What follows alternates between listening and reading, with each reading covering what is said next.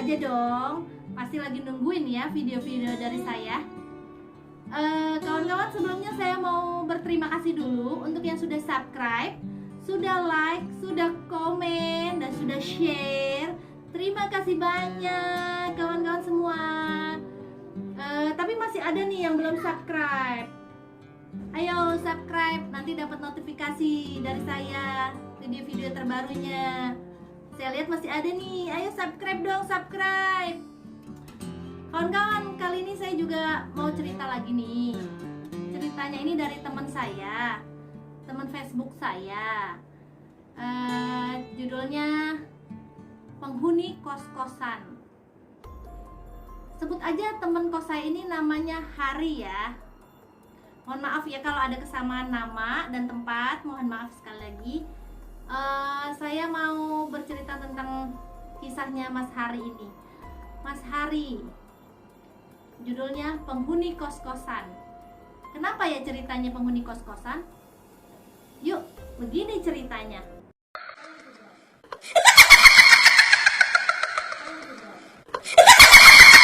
Cerita ini berawal dari Mas Hari yang dipindah tugas ke daerah Yogyakarta. Mas Hari ini dipindahkan karena beliau ini mau naik pangkat ya guys, dari karyawan biasa menjadi seorang atasannya lagi lah ya, pokoknya di PT itu. Kebetulan di sana dia itu mencari kos-kosan guys, kos-kosan yang kecil-kecil dan agak murah lah ya, karena kan dia baru di sana, jadi dia tuh ngiter-ngiter lah cari kos-kosan. Nah, kebetulan dia menemukan nih guys sebuah kos-kosan yang menurut dia tuh bagus, bersih, dan biayanya sangat murah sekali. Akhirnya dia menujulah ke kos-kosan itu, ketemu sama yang punya rumah. Kebetulan yang punya kos-kosan itu rumahnya tuh nggak di situ guys, tapi agak jauh lah dari kos-kosannya. Jadi dia tuh menujunya ke yang punya kos-kosan itu kan. Nah, dari rumah kos-kosan itu dikasih tahu bahwa harganya sekian gitu. Oh, murah banget gitu. Mas Hari tuh seneng banget. Oh, murah banget.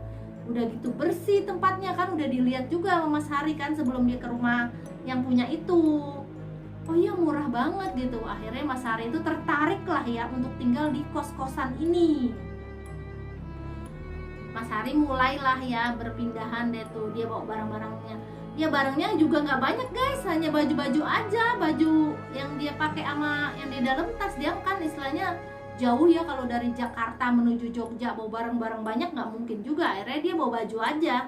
Kan waktu itu dia juga kan belum berkeluarga, jadi ya bujangan gimana sih? Ya udahlah, merantau lah dia ke Yogyakarta gitu kan waktu itu. Akhirnya dia itu tinggallah di kos-kosan ini. Di kos-kosan itu ada dua itu ya guys, ada 2 lantai. Atasnya itu ada 4 kamar, bawahnya juga ada 4 kamar guys. Tapi kebanyakan yang tinggal di bawah ini malah kosong gitu, kamarnya tuh nggak ada yang nempatin, hanya Mas Hari aja. Jadi mereka itu lebih pilih yang di atas gitu. Orang-orang itu kan agak aneh sebenarnya ya. Biasanya kan orang kan pilih tuh lebih banyak yang di bawah karena kan deket parkiran, lebih mudah gitu kan. Ini malah pilihnya yang di atas. Tapi Mas Hari ya udahlah ya, kata Mas Hari gitu kan, gak masalah pikiran Mas Hari waktu itu. Hari pertama di sana Mas Hari ya biasa aja gitu kan, kenalan lah sama anak-anak situ yang tinggal di situ semua. Akhirnya Mas Hari kenalan tuh ini si A si B ya, namanya nggak jelas, lupa lah saya tuh di dalam ceritanya. Dia kan banyak temennya, ada beberapa lah ya guys, dan saya nggak bisa sebutkan juga namanya di sini. Nah, kebetulan mereka semua tinggalnya di atas, di lantai atas. Mas Hari aja nih yang di lantai bawah waktu itu kan. Nah, Mas Hari pas beberapa hari kemudian, 3 hari kemudian dia di situ, malam nih guys, Mas Hari lagi nonton TV, denger lah ya guys. Jadi di kosannya itu udah tersedia TV, kulkas, sudah lengkap lah ya barang-barangnya. Jadi Mas Hari masuk ke situ cuma bawa pakaian aja. Nah, pas Mas Hari lagi nonton TV itu sekitar jam 1 malam, namanya bujangan ya guys waktu itu. Ya memang senangnya bergadang kan.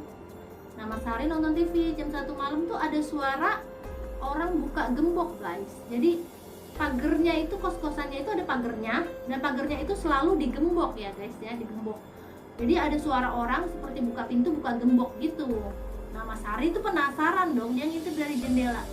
Dia tuh gak ada orang guys, dan pintunya tuh masih rapat tertutup gitu.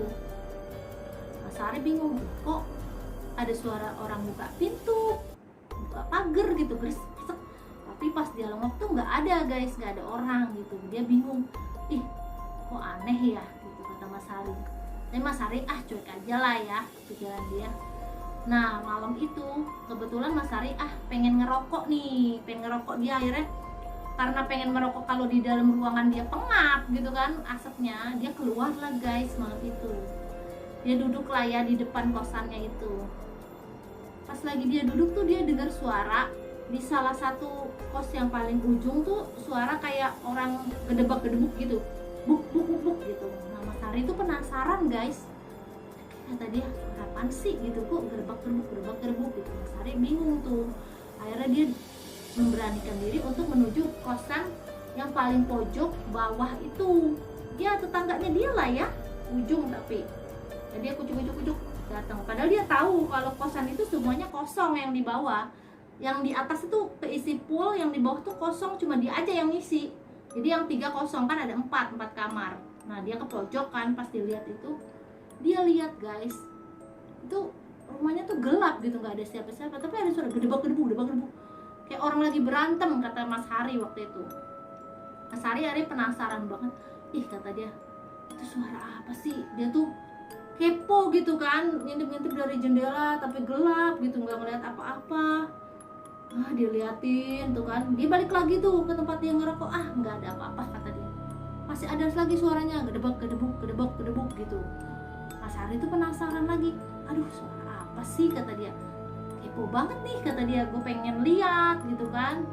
Udahlah dia jalan lagi ke situ sambil mengerokok tuh kan, pegang rokok dia jalan. Begitu sampai depan kosan itu guys, disitulah Mas Hari melihat sesosok wanita, rambutnya panjang, mukanya tuh menyeramkan lah kata Mas Hari ya. Di situ Mas Hari tuh teriak, guys tuh teriak banget, kenceng banget teriak. Di situ Mas Hari karena saking shocknya ya, karena dia kan tahu kalau kosan itu kosong gitu. Tiba-tiba itu ngelihat sosok seperti itu ada di dalam guys, di dalam kosan itu. Jadi dia lihat itu dari kaca ya, kaca jendelanya gitu. Mas Hari tuh langsung teriak sekenceng-kencengnya, ya itu langsung lah ya membangunkan teman-teman dan kawan-kawan yang di atasnya itu. Akhirnya pada Mas Hari tuh kayak orang gemeteran, nggak bisa jalan waktu itu, lemas kata dia ya. Jadi dia cuma teriak aja tapi lemas, gitu, tapi lemas. Dia tuh nggak bisa jalan untuk bergerak aja dia nggak bisa katanya. Dia cuma teriak aja, dia bisa teriak waktu itu. Dia teriak sekenceng-kencengnya, akhirnya membangunkan kawan-kawannya yang ada di kamar atas. Akhirnya kamar atas tuh semuanya turun dan ke bawah ngeliat, kenapa Hari? Mas Hari sampai dibopong karena dia nggak kuat kakinya katanya, untuk jalan aja tuh nggak kuat, berdiri pun nggak kuat, kayak lemes gitu. Tapi dibopong tuh sama kawan-kawannya kan ke kosannya dia. Dia nggak bisa ngomong guys, diem kayak gemeteran gitu guys waktu itu. Akhirnya kawan-kawannya ini memanggil warga sekitar situ. Katanya disitulah warga sekitar membantu lah tuh untuk iniin Mas Hari lah, menyadarkan gitu. Karena Mas Hari itu katanya waktu itu Mas Hari dibilang temen-temennya tuh pada bilang kayak orang lelungu ya, kalau orang bilang gimana sih, bengong gitu, orang nggak sadar, tapi matanya melek ya guys waktu itu. Tapi dia seperti orang yang tidak sadar gitu, jadi cuma bengong aja waktu itu kan. Itu menyadarkan Mas Hari kan waktu itu, orang-orang warga sekitar baca-baca surah dan segala macem ya waktu itu. Akhirnya alhamdulillahnya Mas Hari sadar, alhamdulillah. Tapi Mas Hari sadar itu katanya sudah ada di masjid, tidak di kosan lagi waktu itu. Gitu guys ceritanya. Nah, akhirnya Mas Hari yang tetap dengan kepo ini pengen tahu kenapa sih gitu, ada apa sih dengan kosan itu. Akhirnya Mas Hari menemukan jawabannya dari warga sekitar. Kosan itu dulu tahun 2003 adalah kosan khusus untuk wanita. Itu kemudian di situ ada yang bunuh diri guys, katanya di situ ada masalah keluarga apa-apa gitu, nggak ngerti penyebabnya, kemudian bunuh diri lah di kos yang paling pojok itu. Kemudian kos-kosan itu sempat ditutup beberapa tahun, kemudian dibuka lagi menjadi kos-kosan khusus cowok. Nah, Mas Hari ini adalah penghuni pertama di tahun itu guys, begitu ceritanya. Gitu loh, serem kan ya kalau ngalaminnya mah ya. Begitu ya guys ceritanya dari aku. Terima kasih banyak ya Mas Hari udah mau bercerita sama kita, udah mau berbagi ya. Terima kasih banyak. Makasih juga ya untuk semua yang kalian yang udah mendengarkan cerita-cerita saya. Cerita ini real, nyata, kiriman dari kawan-kawan semua di Facebook, Instagram. Dan bagi kalian semua yang pingin banget cerita, bisa juga kirim ke Facebook saya atau Instagram saya, Sandy Caroline. Ya, nanti saya bacakan ceritanya di sini, saya samarkan nama Anda dan juga tempatnya. Oke, terima kasih ya teman-teman. Tunggu ya cerita-cerita dari saya lainnya. Dadah.